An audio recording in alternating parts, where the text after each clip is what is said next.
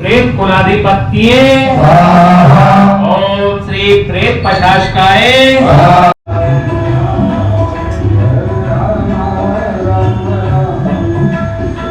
तो गाइस आज हमारे घर में होने जा रहा है हवन और ये देखिए सीताराम जी और बालाजी महाराज का दरबार और ये मैं आपको पूरा प्रयास करूँगा अच्छी तरह से हवन को दिखाने का। ये कुछ तैयारियां हो रही हैं हवन के आयोजकों के द्वारा।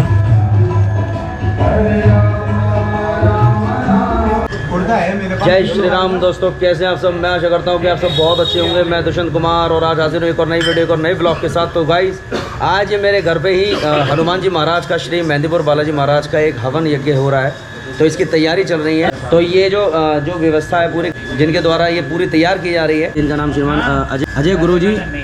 तो गाइस ये जो हवन की जो कार्यविधि होती है कुछ इस प्रकार होती है, आप देख रहे होंगे। अभी ये पूरा तैयार कर रहे हैं उसको, जो सामग्री है इसमें बड़ा समय लगता है दोस्तों। अभी इसमें करीब 1 घंटा तो इसको तैयार करने मात्र में ही लग जाता है। तकरीबन कितनी देर में अभी हवन स्टार्ट हो जाएगा?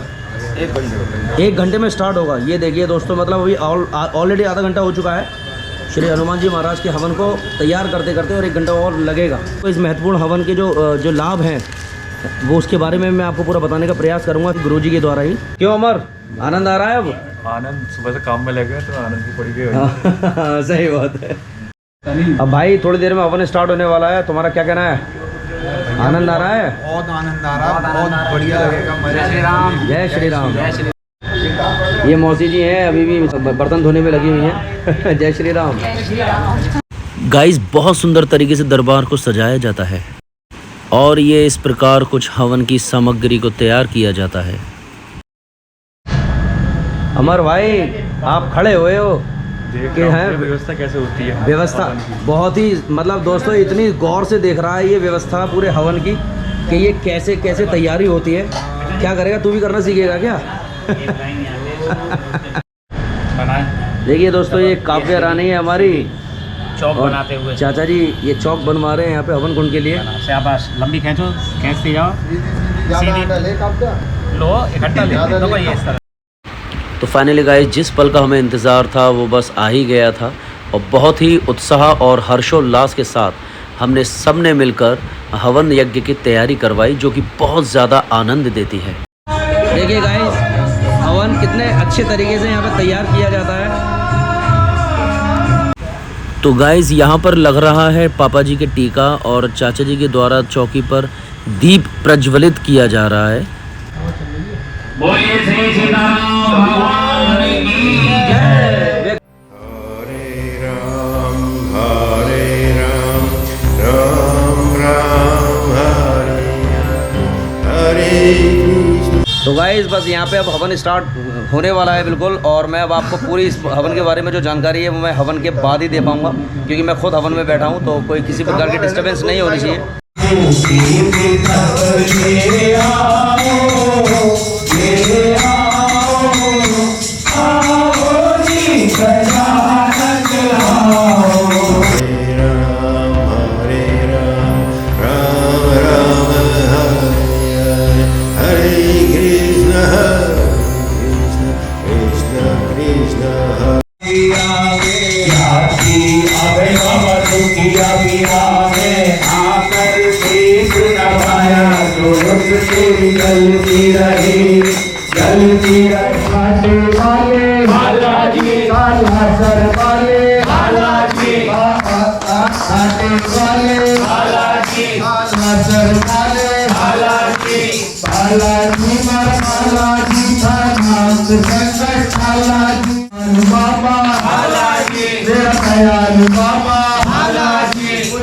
तो अब आरंभ होती हैं हमारे शक्तिशाली हवन की आहुतियाँ, जो कि श्री मेहंदीपुर बालाजी महाराज मतलब श्री हनुमान जी महाराज, भैरव जी और प्रेतराज सरकार की नामावली के आधार पर दी जाती हैं। ओम श्री ओम ह्रीं क्लीं भैरवाय स्वाहा। ओम श्री विराट स्वरूपाय तो आइए गाइस, अब हम हवन को लेकर चलते हैं समाप्ति की ओर, अपनी अपनी आखिरी आहुतियां देकर।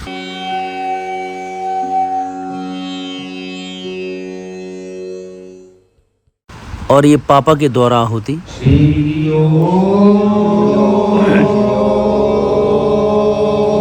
कैसे चले ऊपर ऊपर, कैसे आओ ऊपर, लेते आओ ऊपर, आओ ऊपर, लाओ लाओ लाओ ऊपर लाओ, ऐसी धार बनाते हुए।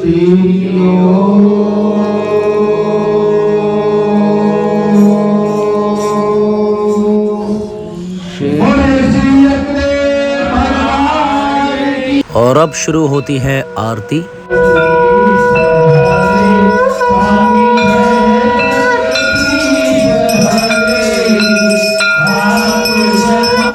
ये मेरे मम्मी पापा के द्वारा शुरू हुई आरती।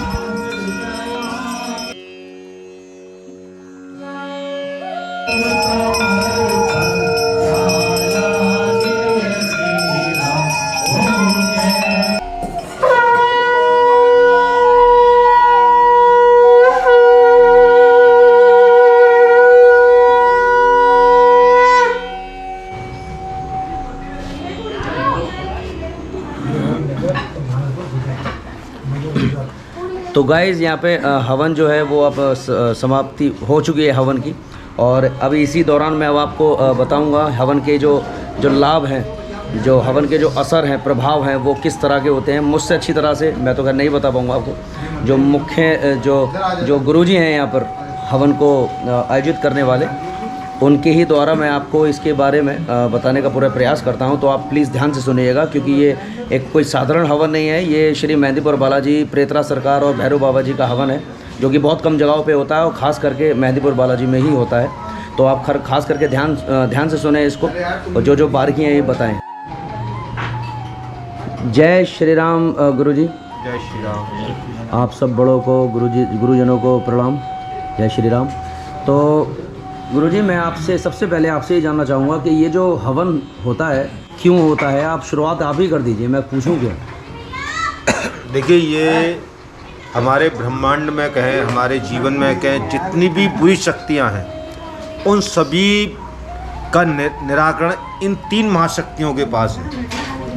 श्री बालाजी महाराज जी, श्री भैरव जी महाराज, श्री प्रेतरा सरकार। जहाँ भी इनका हवन होता है, वहाँ पर जितनी भी नेगेटिव शक्तियाँ होती हैं, जो आसपास नेगेटिव शक्तियाँ होती हैं, वो भी सक्रिय हो जाती हैं। और जो हमारे हवन के दौरान वो इसमें आकर के अपनी आहुति देती हैं, और वहाँ पर ये कष्टों, वो जगह या वो परिवार उन कष्टों से मुक्ति पाता है। तो गुरुजी, ये जो हवन है, इसका कोई बहुत ज़्यादा खर्चा आता है? जैसे कि कोई सामर्थ्य नहीं है, किसी की क्षमता नहीं है, तो वो अगर कराना चाहे तो उसके लिए क्या होना चाहिए, आप बताएं।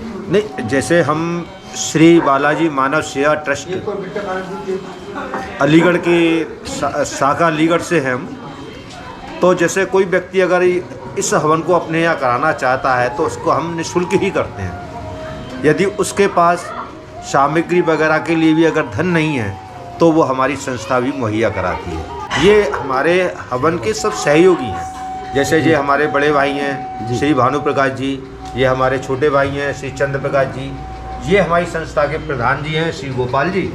इन सभी का सानिध्य रहता है, सभी का सहयोग होता है।